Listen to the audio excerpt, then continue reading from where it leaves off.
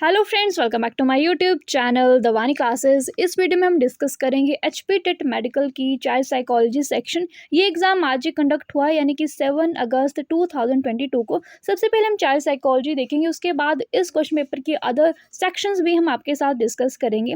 ठीक है, तो मैं कोशिश करूंगी कि सभी क्वेश्चंस के आंसर आपको सही बताऊं, बट अगर गलती से कोई क्वेश्चन का आंसर गलत हो जाता है तो उसका आप कमेंट कर सकते हो, फिर हम वहां पर डिस्कस कर लेंगे। Okay, so first question is which of the following is a verbal test of intelligence. निम्न में से कौन सा बुद्धि का शाब्दिक परीक्षण है? Okay, right answer is option C, that is Wechsler adult performance test.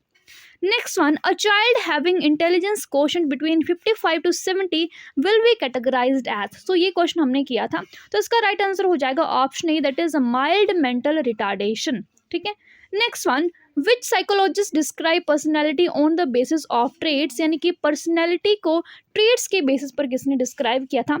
Sheldon, Freud, Allport या फिर Friedman. Right answer is option C, that is Allport. इन्होंने 3 ट्रेड्स दिए थे पर्सनैलिटी के लिए। Okay, next one, which one of the following is not a type of intelligence as proposed by Gardner। कल ही हमने question किया था कि जो गार्डनर ने 8 इंटेलिजेंसेस दी थी उसमें से जो नहीं है वो कौन सी है। ठीक है, म्यूजिकल, लिंग्विस्टिक, लॉजिकल, मैथमेटिकल या फिर क्रिएटिव। तो उन्होंने क्रिएटिव की बात नहीं की थी। Option D is the right one. Next question, repeated association of undesired response with an aversive consequence refers to positive reinforcement, aversive conditioning, negative reinforcement या फिर demodeling। So right answer of this question is option B, aversive conditioning, विमुखी अनुबंधन। Next one, cognitive therapy for treatment of depression was proposed by. जो cognitive therapy दी थी depression के treatment के लिए वो किसने दी थी? Right answer is option C, that is Aaron Beck. Okay, next one, which of the following characteristic is related to effective counsellor. इनमें से कौन सा एक इफेक्टिव काउंसलर का कैरेक्टरिस्टिक होता है? Authenticity, empathy, paraphrasing, all of the above. So ये तीनों कैरेक्टरिस्टिक होते हैं किसी भी इफेक्टिव काउंसलर के। Option D is the right answer. Escape learning is an example of instrumental conditioning based on dash type of reinforcement, conditioned, unconditioned, positive या फिर D negative. Right answer is option D, that is negative. Okay, ninth question, dash is defined as overlapping और disturbance of different memory traces on each other. So इस question का right answer होगा option C, that is interference, अवरोध। Next one, question number 10th, which educationist gave the idea of behaviorism and education system। कि किस educationist ने behaviourism का idea दिया हमारे एजुकेशन सिस्टम में? John Locke's, Thorndike, Herbert Spencer, Watson. Right answer is option D, that is Watson ने। Next one, which of the following method is best in changing the undesirable behavior of student। किस method का हम use करते हैं जब हम बच्चे के अनडिजायरेबल बिहेव को चेंज करें? बच्चे को पनिश करके, bring the notice to guardians या फिर to identify the cause of undesirable behaviour and manage remedial step, या फिर डी इग्नोर द चाइल्ड। तो जो करेक्ट आंसर होगा, सुटेबल ऑप्शन बन रहा है वो ऑप्शन सी, कि हमने उस अनडिजायरेबल जो बिहेवियर है उसके कोज को पता लगाना है, फिर रेमेडी प्रोवाइड करनी है। Okay, Watson and Skinner both contributed in which school of psychology. Watson and Skinner दोनों ने किस स्कूल ऑफ साइकोलॉजी पे कंट्रीब्यूट किया? Functionalism, cognitive, socio cultural, behaviourism. Right answer is option D, that is behaviourism, व्यवहारवाद। Okay, question number 13th, which of the following is correctly arrange. इनमें से किसको एक सही सीक्वेंस में अरेंज किया गया है? तो इसका राइट आंसर होगा option B, that is encoding, then storage and then retrieval। Okay, 14th question, according to Piaget the children are able to grasp the concept of object permanence and conservation in। Piaget के अनुसार बालक किस अवस्था में वस्तु स्थायित्व और संरक्षण के संप्रत्य को समझने में सक्षम होता है?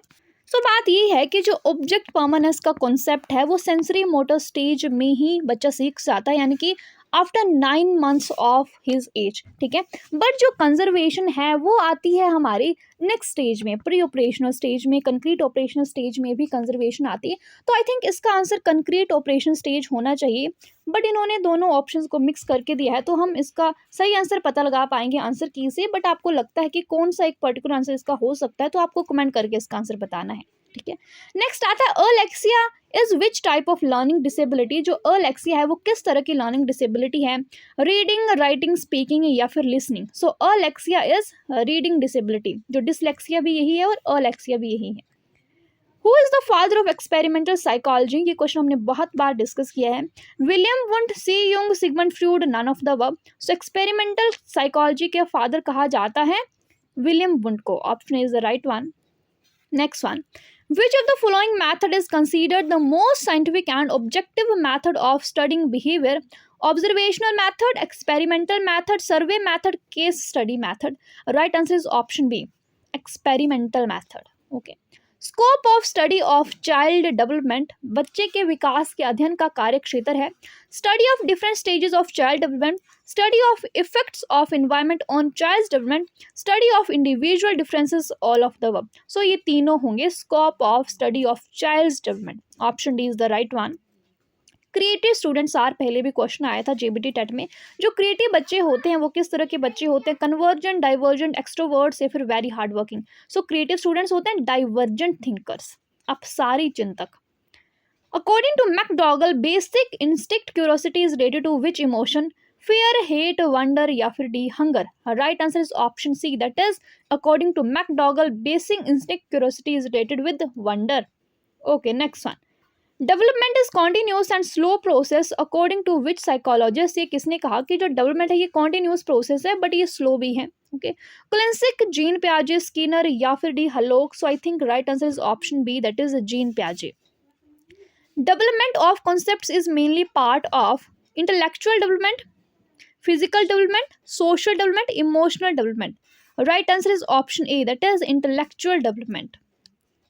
इन which stage of intense and crucial socialisation takes place, सबसे अधिक गहन और जटिल सामाजिकरण किस अवस्था में होता है, एडोलेसेंस, प्री चाइल्डहुड, एडल्टहुड या फिर D in the whole life. I think it's right answer is option B, that is pre childhood या फिर एडोलेसेंस भी हो सकता है। तो आपको इसको बताना है कि कौन सा सही होगा। ठीक है। ऑब्जेक्टिव ऑफ इवोल्यूशन इज, जो इवैल्यूएशन का ऑब्जेक्टिव होता है, उद्देश्य क्या होता है मूल्यांकन का, टू डिक्लेयर स्टूडेंट पास और fail, to know what the child has learned, to know the problem faced by the child in learning, all of the above. So ये तीनों ऑब्जेक्टिव हैं इवैल्यूएशन के। Option D is the right one.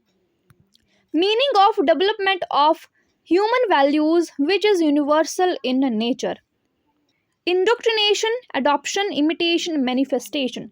Right answer is option D, that is manifestation. Question number 26, Thurstone and Likert measurement is related to which of the following, intelligence, attitude, values, personality. So Thurstone और Likert measurement के जो test थे, जो scales थे, ये relate करते हैं attitude से। Option B is the right one. Who propounded the law of learning, learning सीखने के नियम किसने दिए, Freud, Skinner, Thorndike, Adler. So सीखने के नियम दिए थे थॉर्नडाइक ने। Option C is the right one. Project method of learning is useful for which stage, सीखने के प्रोजेक्ट विधि किस अवस्था के लिए अधिक उपयोगी है, childhood, pre-childhood, adolescence, all the above. Right answer is I think option C, that is adolescence age. Ego is guided by pleasure principle, reality principle, idealistic principle, journal principle. Right answer is option B, that is reality principle. Now last question, who said two children have no common abilities? किसने कहा दो बालकों में समान मानसिक योग्यताएं नहीं होती हैं, Hurlock, Sorenson, Crow, Adler. Right answer is option A, that is Hurlock ने कहा था ये। ठीक है। So guys that's all for now. Video helpful लगी हो तो वीडियो को लाइक करके जाना, चैनल को सब्सक्राइब नहीं किया तो प्लीज डू सब्सक्राइब, और जल्द इसके अदर पार्ट्स में मैं आपके लिए लेकर आऊंगी। So stay tuned.